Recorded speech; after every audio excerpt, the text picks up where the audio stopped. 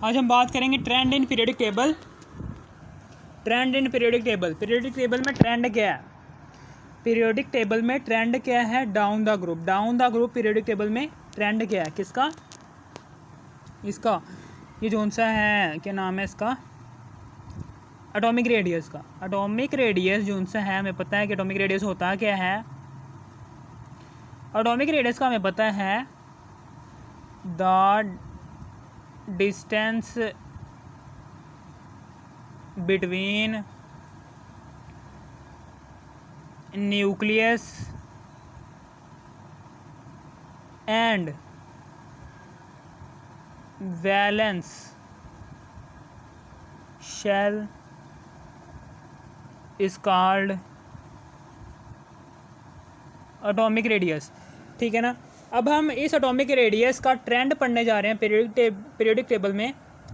Down the group, down the group atomic radius पर क्या असर हो रहा है? पीरियड क्या होता है? लेफ़्ट टू राइट, यानी कि ये लेफ़्ट से लेकर राइट की तरफ पीरियड होता है। डाउन, अपवर्ड से लेकर डाउनवर्ड तक ग्रुप और ज़ाहिर हो रहा होता है। ग्रुप में क्या हो रहा होता है? ग्रुप में ये हो रहा होता है, ये न्यूक्लियस है।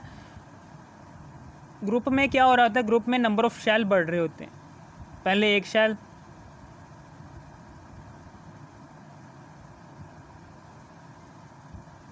ये दूसरा वाला शेल, एक, दो, तीसरा वाला शेल। नंबर ऑफ शेल भी बढ़ रहे होते हैं।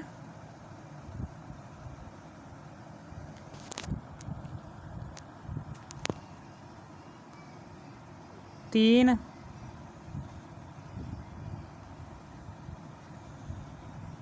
और ये चार।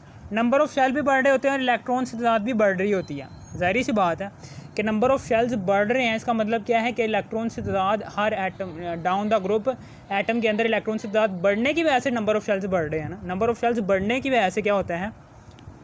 यहाँ पर 2 इलेक्ट्रॉन होंगे, यहाँ पर 2, यहाँ पर फॉर एग्ज़ाम्पल 8 है, यहाँ पर 2 हैं,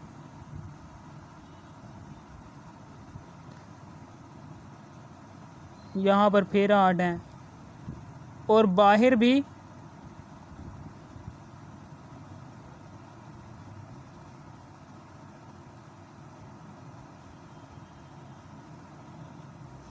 8 है। इसी तरीके से यहाँ पर 2 हैं,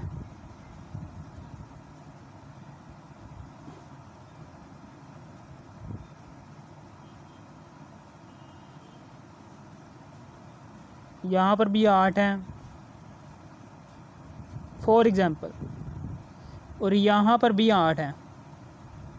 नहीं, यहाँ पर हैं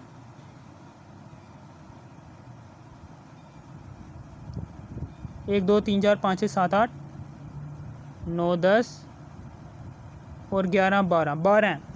ठीक है ना। 2 इलेक्ट्रॉन इधर हैं, 8 इलेक्ट्रॉन इधर, 8 9 10 इलेक्ट्रॉन इधर हैं। फिर इधर कितने हैं? 1 2 8 9 10 और 11 10 11 12 13 14 15 16 17 18 19 20 21 22 इलेक्ट्रॉन इधर हैं। ठीक है ना। 2 और 8, 8 और 2 10, 10 और 8 18, 18 और 12 30 इलेक्ट्रॉन इधर हैं। यानी कि ग्रुप में ऊपर से नीचे की तरफ इलेक्ट्रॉन की तादाद में इजाफा होने की वजह से नंबर ऑफ शेल भी बढ़ रहे हैं। नंबर ऑफ शेल्स बढ़ने की वजह से क्या हो रहा है कि एटॉमिक रेडियस बढ़ रहा है। Atomic radius down the group बढ़ता है, और शील्डिंग इफेक्ट भी बढ़ता है। शील्डिंग इफेक्ट क्या होता है? शील्डिंग इफेक्ट क्या होता है? ये क्या होती है शील्डिंग इफेक्ट? शील्डिंग इफेक्ट को क्या होता है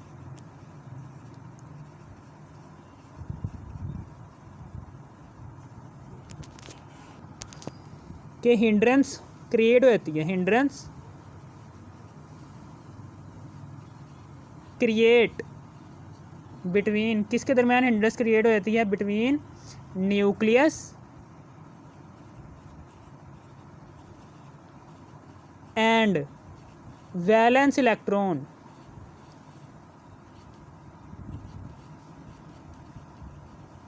due to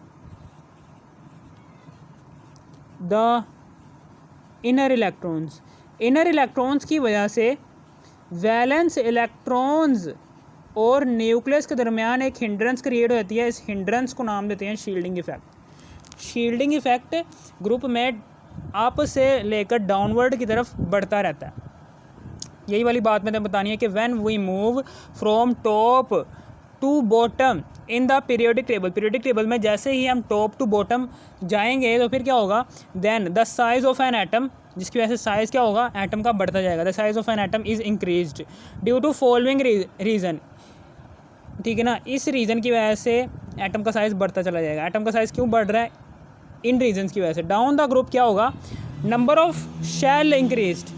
down the group यानी कि डाउन द ग्रुप क्या होगा? 1 2 3 4 डाउन द ग्रुप, ये ग्रुप है। ये डाउन द ग्रुप क्या होगा? नंबर ऑफ शेल्स इंक्रीज हो रहे हैं। Down the group number of shell increased, down the group number of shell increased हो रहे हैं। ठीक है ना। और down the group number of electrons also increased. ठीक है ना। Down the group number of shells भी इंक्रीज हो रहे हैं, down the group number of electrons भी इंक्रीज हो रहे हैं, जिसकी वजह से क्या होगा? Increase in shielding effect. Shielding effect भी बढ़ रहा है। शील्डिंग इफेक्ट क्या होता है? इन इनर इलेक्ट्रॉन्स की वजह से, इनर इलेक्ट्रॉन्स की वजह से न्यूक्लियस की वैलेंस इलेक्ट्रॉन के दरमियान जो उनसे अट्रैक्शन है वो कम हो जाती है, जिसको हम शील्डिंग इफेक्ट का नाम देते हैं। शील्डिंग इफेक्ट भी बढ़ जाता है। अब यहाँ पर देखो, यहाँ पर एटॉमिक रेडियस कम है, बहुत ही कम है। और यहाँ पर देखो, यहाँ पर एटॉमिक रेडियस कितना ज़्यादा आ रहा है। वजह मैंने बता दिया क्यों ज़्यादा हो रहा है। क्योंकि ग्रुप में ऊपर से नीचे की तरफ एटम का साइज़ बढ़ता जाता है।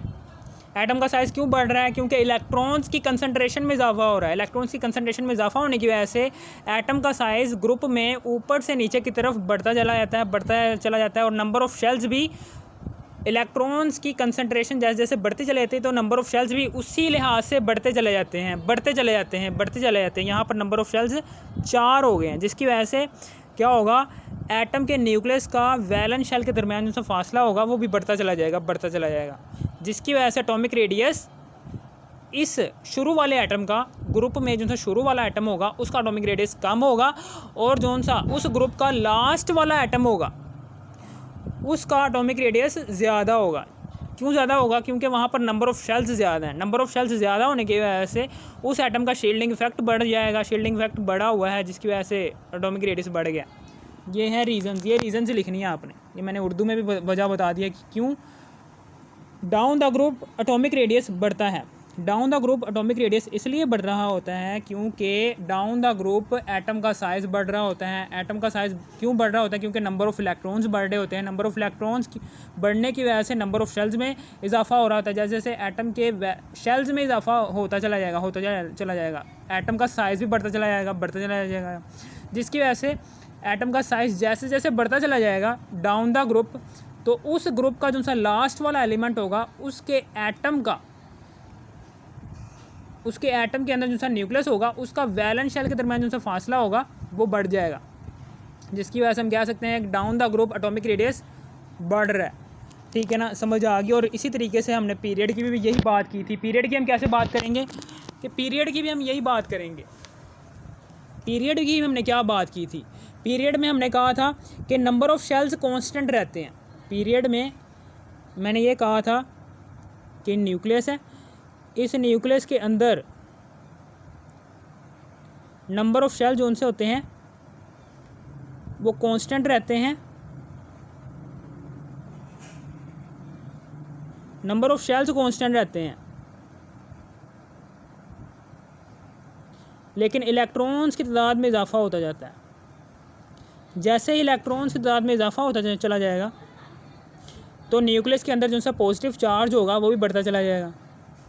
जैसे जैसे न्यूक्लियस के अंदर जो सा पॉजिटिव चार्ज है वो बढ़ता चला जाएगा तो न्यूक्लियस इन इलेक्ट्रॉन्स को, जो कि शेल्स के अंदर मौजूद है, उसको अपनी तरफ ज़्यादा अट्रैक्ट करता चला जाएगा, जिसकी वजह से क्या होगा, एटम का साइज़ कम होता चला जाएगा पीरियड में लेफ़्ट टू राइट, और atomic radius left to right period में कम होता चला जाएगा। यानी कि यहाँ पर कितने इलेक्ट्रॉन हैं, 2 हैं, 3 हैं, यहाँ पर 4 हो जाएंगे इलेक्ट्रॉन, यहाँ पर 5 इलेक्ट्रॉन हो जाएंगे, यहाँ पर 6, 1 2 3 4 5 6, यही वाली बात लिख देना कि यहाँ पर 3 इलेक्ट्रॉन है, तो इसका मतलब क्या है, न्यूक्लियस में 3 ही प्रोटॉन होंगे। यहाँ पर 4 इलेक्ट्रॉन है, तो न्यूक्लियस के अंदर 4 ही प्रोटॉन होंगे। यहाँ पर 5 इलेक्ट्रॉन है शेल्स के अंदर, तो न्यूक्लियस में भी प्रोटॉन की तादाद 5 होगी। यहाँ पर 6 इलेक्ट्रॉन है शेल्स के अंदर, तो न्यूक्लियस के अंदर प्रोटॉन की तादाद भी 6 ही होगी, ठीक है ना। जबकि नंबर ऑफ़ शेल्स क्या है, वो 2 ही हैं, हर एक में कांस्टेंट 2 ही हैं, जिसकी वजह से एटम का साइज़ कम क्यों हो रहा है, क्योंकि हर एक एटम के अंदर इलेक्ट्रॉन एक एक करके बढ़ते चले जा रहे हैं, जिसकी वजह से उसी न्यूक्लियस के अंदर प्रोटॉन भी एक एक करके बढ़ता चला जा रहा है, जिसकी वजह से न्यूक्लियस के ऊपर पॉजिटिव चार्ज बढ़ता चला जाएगा, यानी कि इफेक्टिव न्यूक्लियर चार्ज न्यूक्लियस का बढ़ रहा है, जिसकी वजह से न्यूक्लियस का करेगा कांस्टेंट नंबर ऑफ़ शेल्स को हर बार अपनी तरफ ज़्यादा फोर्स के साथ अट्रैक्ट करता चला जाएगा, जिसकी वजह से एटम का साइज़, ठीक है ना, पीरियड में लेफ़्ट टू राइट कम होता चला जाएगा। जैसे जैसे एटम का साइज़ कम होता चला जाएगा, तो एटॉमिक रेडियस भी एटम का लेफ़्ट टू राइट कम होता चला जाएगा, यानी कि इसका एटॉमिक रेडियस बहुत ही कम होगा, इसका एटॉमिक रेडियस ज़्यादा होगा। अगर आपको इस वीडियो की थोड़ी सी भी ज़रा सी भी समझ आ गई, इस वीडियो कर दो लाइक और सब्सक्राइब और शेयर भी कर देना। Thanks for watching me. अगर आपने इस वीडियो का पार्ट 1 नहीं देखा, तो आपने इसी वीडियो के टाइटल पर क्लिक करना है। इसी वीडियो के टाइटल पर क्लिक करने के बाद इसी वीडियो के डिस्क्रिप्शन में जाने के बाद इसी वीडियो का पार्ट 1 भी देख लेना है।